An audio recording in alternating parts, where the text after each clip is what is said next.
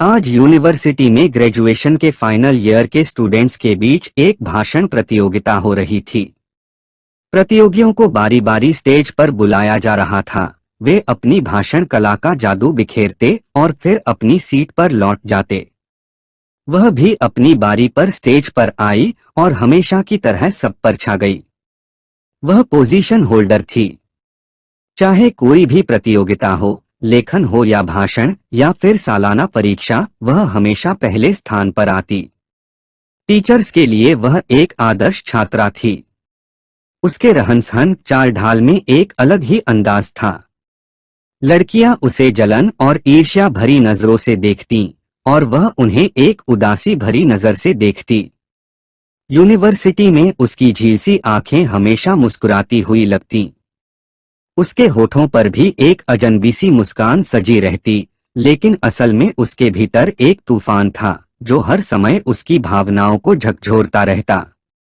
उसके दिल और दिमाग पर हमेशा एक गहरी उदासी छाई रहती थी।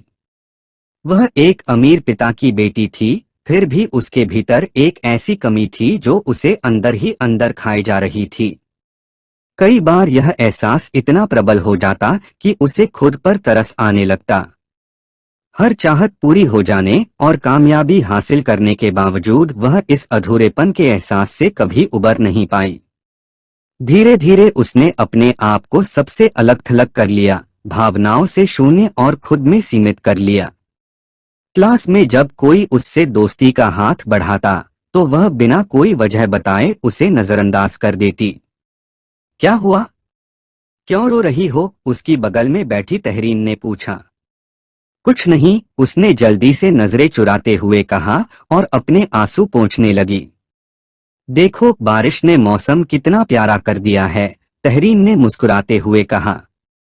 हाँ, वरदा ने संक्षिप्त सा जवाब दिया और अपने नोट्स को समेटने लगी। कई बार लोगों की बातें उसके दिल को छलनी कर देती, लेकिन वह अपनी ही दुनिया में बंद रहती। उसके आसपास बहुत से रिश्ते थे, लेकिन वह उन रिश्तों के अपनापन से वंचित थी। यही कारण था कि उसे अपनी सफलता पर भी कोई खास खुशी महसूस नहीं होती थी। हमेशा की तरह आज भी उसने प्रतियोगिता में पहला स्थान प्राप्त किया, लेकिन उसके दिल में खुशी की कोई लहर नहीं थी। वह सोच रही थी कि उसकी खुशी में शामिल होने वाला कोई नहीं है। खाली पीरियड में वह अपनी सीट पर बैठी किताब खोले अपने ही ख्यालों में गुम थी। तभी अचानक बादलों की गड़गड़ाहट सुनाई दी। उसने खिड़की से बाहर देखा। आसमान में काले बादल छाए हुए थे और फिर अचानक जोरदार बारिश शुरू हो गई। वह इस नज़ारे में इतनी खो गई कि उसे यह भी याद नहीं रहा कि वह घर में है या यूनिवर्सिटी में क्लासरूम में बैठी है। बारिश की बूंदों के साथ साथ उसके आंसू भी उसके चेहरे को भिगो रहे थे।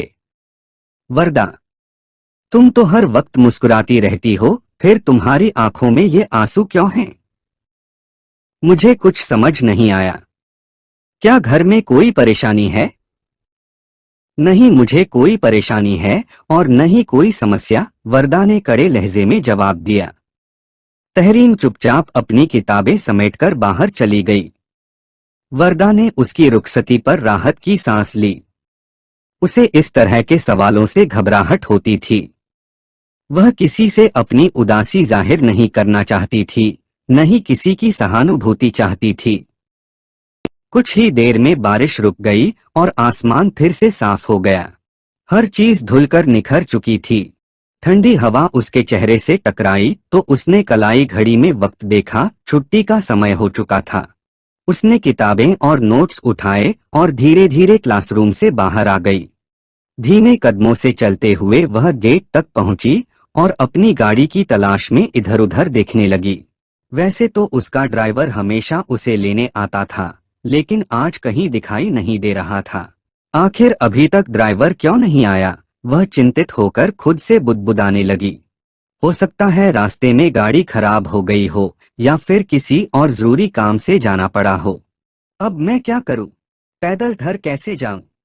धीरे धीरे लगभग सभी स्टूडेंट्स अपने अपने घर के लिए निकल चुके थे, लेकिन वह अभी भी अपनी सोचों में उलझी सड़क पर आती जाती गाड़ियों को देख रही थी। यूनिवर्सिटी के सामने से गुजरते हुए ओवैस की नजर जब एक लड़की पर पड़ी तो उसने गौर किया कि वह परेशान और उलझन में थी। उसके चेहरे के हाव भाव यह साफ बता रहे थे। काश मेरी भी कोई इस तरह राह देखती। ओवैस के दिल में एक मासूम सी ख्वाहिश जागी। ये लड़के न जाने कहां से इतना समय निकाल लेते हैं लड़कियों को घूरने के लिए। जैसे ही लड़की ने ओवैस की नजरें खुद पर टिकी देखी तो उसने गुस्से में ऊंची आवाज में कहा और पैदल ही घर की ओर चल पड़ी। उसकी बात सुनकर ओवैस हड़बड़ा गया और इधर-उधर देखने लगा। उसे अपनी इस हरकत पर गुस्सा भी आया और शर्मिंदगी भी महसूस हुई। फिर उसने लड़की के शब्दों पर गौर किया। उसने मुझे लफंगा कहा। नहीं नहीं, मैं लफंगा नहीं हूँ। मैं तो पूरे मोहल्ले में शरीफ और सभ्य लड़का कहलाता हूँ। ओवैस ने बुदबुदाते हुए अपनी गाड़ी लड़की के करीब ले जाते हुए कहा। मैं आपको आपके घर छोड़ देता हूँ, धन्यवाद। मैं खुद चली जाऊंगी। देखिए, आप गलत समझ रही हैं। मैं ऐसा वैसा लड़का नहीं हूँ, ओवैस ने शिकायत भरे लहजे में कहा। ऐसे वैसे जो होते हैं वो कौन सा कहते हैं कि हम ऐसे वैसे हैं, लड़की ने उसी अंदाज में चिढ़कर जवाब दिया। आइए, मैं आपको आपके घर ड्रॉप कर देता हूँ, ओवैस ने हार न मानते हुए कहा। लड़की ने सिर हिलाया और आगे बढ़ गई। देखिए मोहतरमा, आप यकीन करें, मैं शरीफ आदमी हूँ। कुत्ते भी पानी में हैं। उसने तंज कसा तो ओवैस झेंप गया। दरअसल मेरी कोई बहन नहीं है, वरना मैं आपको अपनी बहन मान लेता, ओवैस ने कहा। आपकी कोई बहन नहीं भी है तो भी आप मुझे खुलेआम घूर रहे थे। लड़की की गहरी आंखों में उलझन थी। वह समझ नहीं पा रही थी कि ओवैस से कैसे पीछा छुड़ाए। ठीक है बहना, मैं आपसे माफी मांगता हूँ। सच में मुझे आपको नहीं देखना चाहिए था। आइए, मैं आपको छोड़ देता हूँ, ओवैस ने गंभीर होते हुए कहा और गाड़ी का पिछला दरवाजा खोला। लड़की ने उसे अचरज से देखा और फिर कुछ सोचकर बोली, ठीक है भाई, अगर आपकी कोई बहन नहीं है तो मेरा भी कोई भाई नहीं है। चलिए मैं आपको रास्ता बता देती हूँ। यूनिवर्सिटी से घर तक का 15 मिनट का सफर खामोशी में गुजर गया। बस यही रोक दीजिए, वह सामने ही मेरा घर है। आपका धन्यवाद, लड़की ने कहा तो ओवैस ने गाड़ी रोक दी। प्लीज अपना नाम तो बताती जाए, ओवैस के अचानक पूछने पर लड़की ठिठक गई।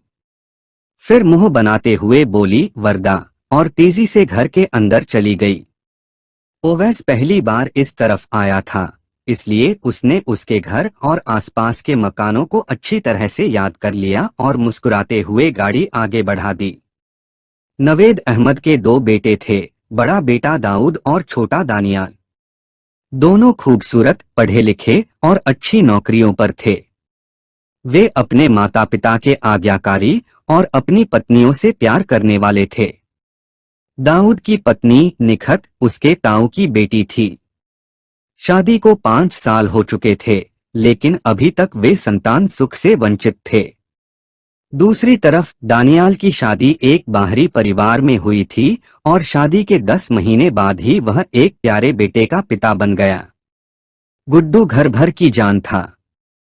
दादा दादी, पिता और ताऊ उसे हर वक्त गोद में लिए फिरते थे। दानियाल की पत्नी जैनब कम उम्र की और बेहद मिलनसार लड़की थी। वह सास ससुर, जेठ और जेठानी की सेवा करने में खुशी महसूस करती थी। सब उससे खुश थे, सिवाय निखत के।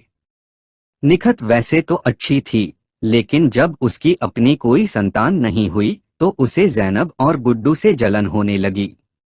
वह जैनब को ताने देती, उसके हर काम में कमी निकालती, लेकिन जैनब बड़ी बहन समझकर उसे नजरअंदाज कर देती। जब भी नवेद अहमद गुड्डू को दुलारते हुए कहते कि मेरी हवेली और जितनी भी जायदाद है उसका वारिस गुड्डू होगा, तो निखत के दिल में जलन की आग भड़क उठती। काश मेरा भी एक बेटा होता, वह मन ही मन कड़वाहट में डूबी रहती। एक दिन जब डॉक्टर ने जैनब को फिर से खुशखबरी सुनाई तो निखत की बेचैनी और बढ़ गई। मैं इसका बच्चा नहीं होने दूंगी, उसने मन में सोचा और ज़ैनब के खाने में दवा मिला दी, जिससे उसका 3 महीने का गर्भ गिर गया। इस हादसे के 5 महीने बाद ही एक दिन दानियाल काम पर जाते हुए सड़क दुर्घटना में चल बसा। ज़ैनब की तो दुनिया ही उजड़ गई, लेकिन उसने अपने दुख और दर्द को सब्र के साथ सहा। जबकि निखत उसके विधवा होने पर संतुष्ट थी कि अब वह मायके चली जाएगी।